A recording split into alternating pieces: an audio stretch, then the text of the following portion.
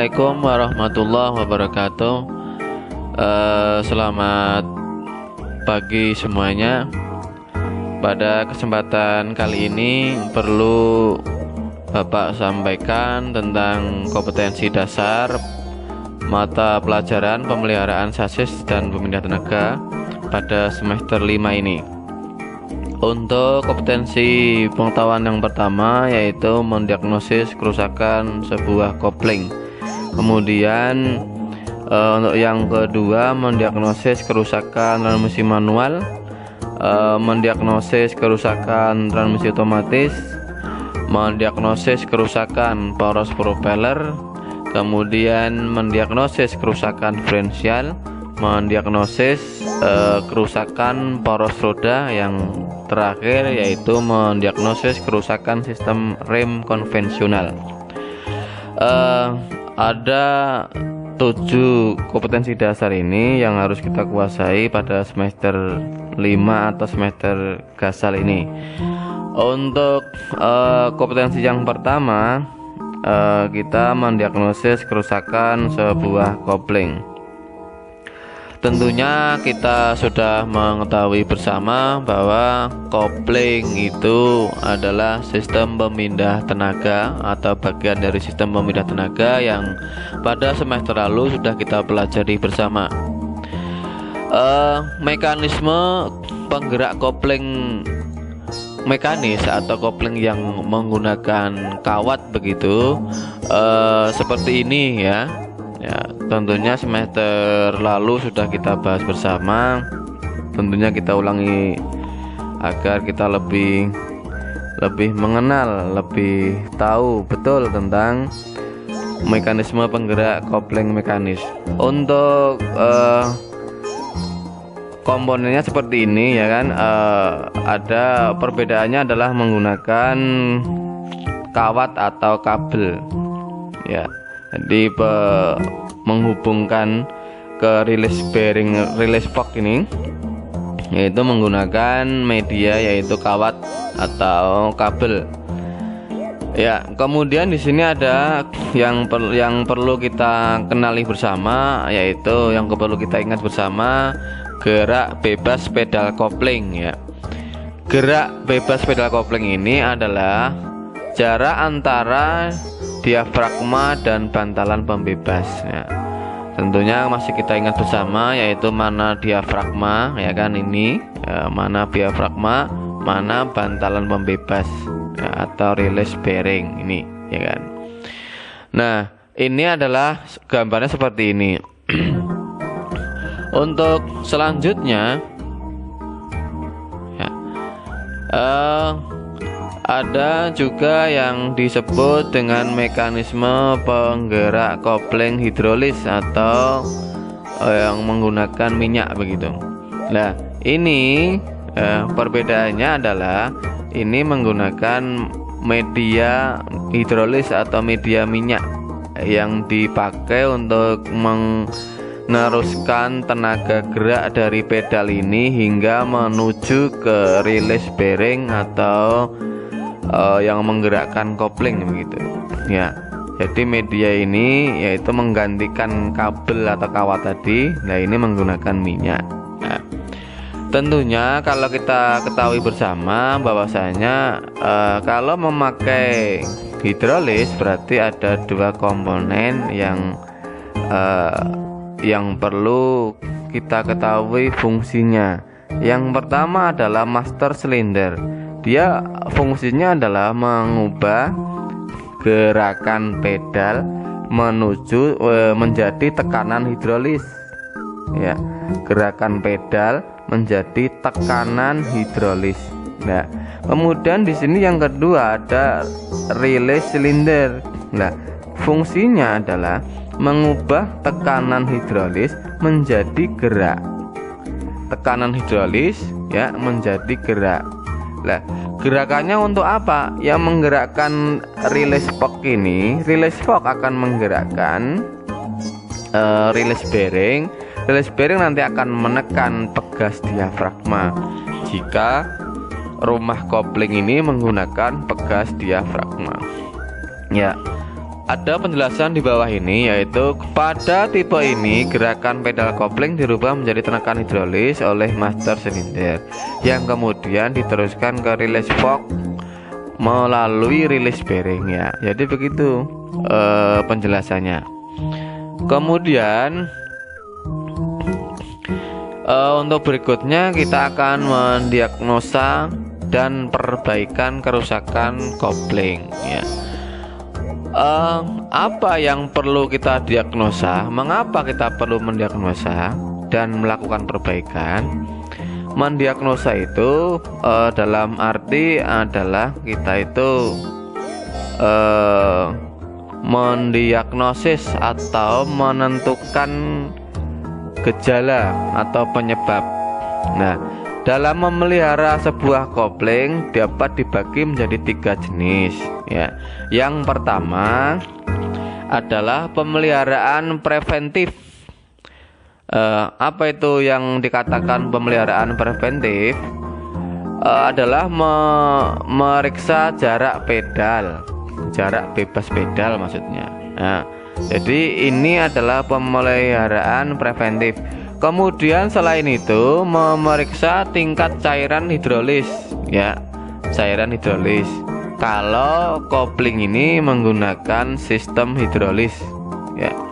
Yang berikutnya melakukan penyetelan yang diperlukan untuk memastikan operasi sistem yang benar. Ya, ini kaitannya adalah dengan pedal jarak bebas pedal kopling ya. Ini adalah pemeliharaan preventifnya. Kemudian kalau sudah, yang kedua adalah mendiagnosis masalah, menentukan penyebab atau tanda-tanda atau gejala ya, untuk menentukan prosedur perbaikan yang tepat ya. Kalau kita tidak mengetahui tanda-tanda atau gejala dari kerusakan pada kopling itu, maka kita nanti dipastikan akan melakukan perbaikannya yang tidak tepat. Maka kita harus mengetahui bagaimana gejala-gejala atau tanda-tanda maupun penyebab dari kerusakan sebuah kopling. Kalau ini sudah kita ketahui, maka kita akan bisa menentukan perbaikannya yang tepat.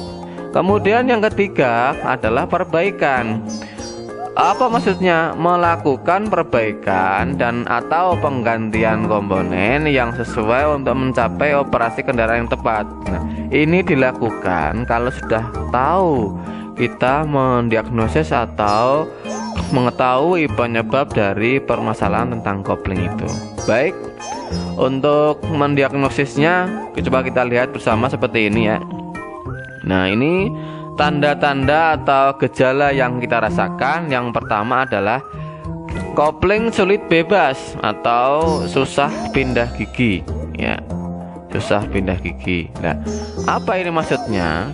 Nah, nanti kita lihat videonya ya.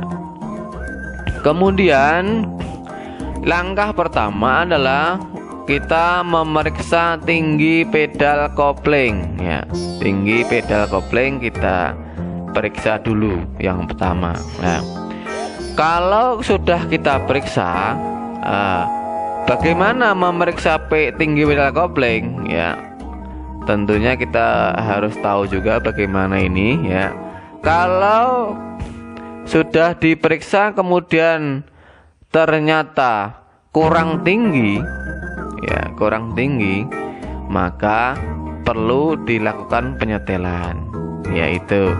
Nah, kemudian kalau sudah diperiksa kok tidak ada masalah, artinya sudah tinggi, maka berarti kan dikatakan itu periksa tinggi pedal koplingnya sudah oke. Maka kalau sudah oke, langkah yang kedua adalah memeriksa free play pedal kopling atau yang dikatakan jarak bebas pedal kopling, jarak bebas free play. Nah, kalau ternyata kita temukan terlalu besar, maka perlu adalah kita menyetelnya. Kemudian kalau ini sudah normal, artinya di bawah standar, maka dikatakan free play-nya sudah oke. Ya, oke artinya tidak ada masalah. Maka langkah berikutnya adalah memeriksa udara dalam sistem kopling. Ya, 3. Memeriksa atau periksa udara dalam sistem kopling. Ini berlaku hanya untuk kopling yang menggunakan hidrolis. Ya, kopling yang menggunakan hidrolis. Kalau sudah, ya, kalau ini kopling yang menggunakan mekanis, maka langsung saja. Ya, kalau misalkan ini oke, langsung saja ke periksa plat kopling. Lah, ini tentunya ini adalah harus kita melakukan overhaul, ya, atau pembongkaran. Nah, sebelum ini khusus yang menggunakan sistem hidrolis, maka langkah yang keempat adalah periksa pipa kopling. Mungkin ada yang bocor, ya, atau sambungannya kurang kuat, maka kalau bocor harus diganti, misalkan begitu. Kalau sambungannya kurang kuat, ya harus diperbaiki atau dikencangkan lagi. Kalau sudah diperiksa pipa kopling yang ternyata masih baik, maka kita berikutnya yaitu periksa master silinder kopling maksudnya. Nah, ini bagaimana? Kita lihat visual saja, apakah itu bocor dan sebagainya. Kalau bocor, kalau bisa diperbaiki, ya, ganti silinnya. Tapi kalau memang sudah tidak bagus lagi atau sudah nggak bisa dipakai lagi, maka harus diganti, kan begitu. Kemudian langkah yang berikutnya, jika ini masih oke, masih baik, tidak ada kebocoran, maka periksa rilis silinder. Berarti yang tadi rilis silindernya, ya kan, harus kita cek juga. Karena kalau minyak ini tidak sampai ke rilis bearingnya ini, maka tidak akan bisa menggerakkan pegas diafragmanya, sehingga kopling tidak akan bekerja. Oke. Sama, setelah ini selesai, kemudian kok tidak ada gejala atau tanda-tanda kerusakan, maka langsung ke periksa plat kopling. Artinya ini harus dilakukan overhaul, kan begitu. Ini jika kita mendiagnosis ke kopling sulit bebas atau susah pindah gigi. Gejala yang kedua atau tanda-tanda kerusakan yang kedua yaitu kopling slip. Kopling slip ini dalam artian adalah tenaga dari mesin tidak sampai diteruskan ke transmisi dengan sempurna. Artinya masih ada kehilangan tenaga di situ, ya, kehilangan tenaga. Di situ dikatakan adalah kopling itu slip. Langkah pertama pemeriksaannya adalah periksa free play pedal kopling atau periksa jarak bebas pedal kopling, ya. Jika tidak ada, maka perlu disetel, ya. Kemudian jika jarak bebas pedal koplingnya itu normal atau masih sesuai dengan spesifikasi, maka periksa permukaan kopling, ya. Tentunya dalam periksa permukaan kopling ini adalah kita harus melakukan overhaul dari sebuah kopling tersebut, ya. Kemudian apakah aus atau sudah tipis lah begitu bahasa mudahnya, kemudian berminyak atau terbakar, maka perlu diganti. Kemudian kalau ini dalam permukaannya masih baik, maka perlu kita periksa adalah seal transmisi atau crankshaftnya, ya. Periksa apakah di situ ada kebocoran, ya. Kalau apakah sudah aus, memang kalau sudah perlu diganti supaya permukaan koplingnya itu tidak berminyak sehingga menyebabkan kopling slip, kan begitu. Kemudian kalau sudah kita periksa permukaan koplingnya itu baik-baik saja atau tidak ada masalah, maka perlu kita periksa pegas diafragma atau plat penekannya. Ini berada pada rumah koplingnya atau penutupnya, ya. Kalau sudah aus atau terjadi keausan yang luar biasa, maka perlu diganti unit koplingnya ya. Bagaimana kita melihat pembongkarannya? Kita lihat berikut ini ya, seperti ini ya. Ini bagaimana memeriksa komponen kopling. Langkah-langkah ini adalah dilakukan ketika kita sudah overhaul ya, sudah overhaul.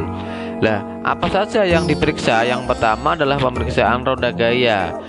Ini kita periksa flywheelnya terhadap keolengan ya. Kalau kita lihat ini, alat ini adalah untuk mengetahui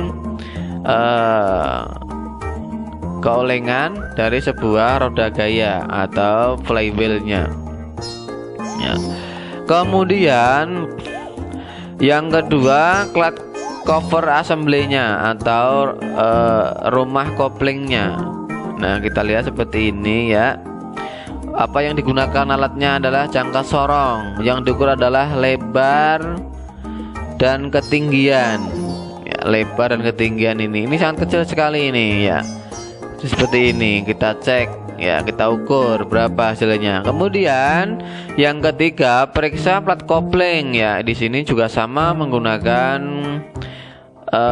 jangka sorong ya. Yang diukur adalah kedalaman kepala paku keling. Ingat, kepala paku keling ini. Jadi yang diukur kepalanya, ada paku ada kepala ya, kepala pakunya yang diukur, kedalaman kepala paku keling. Kemudian yang berikutnya adalah run out plat kopling atau keolengan ya. Di sini kita lihat bersama seperti ini ya pengukurannya. Kita saksikan bersama seperti ini. Oke. Kemudian yang terakhir adalah memeriksa release bearing atau batalan pembebas. Apa yang diperiksa? Yang pertama adalah kelancaran berputarnya bearing tersebut. Kemudian kita tekan seperti ini, ada arah panah ini ya. Ya, ditekan. Bagaimana? Apakah dia ada spellingnya atau ada gerakannya yang sangat besar? Maka kalau sudah pergerakannya tidak lancar, misalkan yang berikutnya terjadi kekocakan yang besar, maka ini harus diganti. Kalau tidak diganti nanti akan bersuara.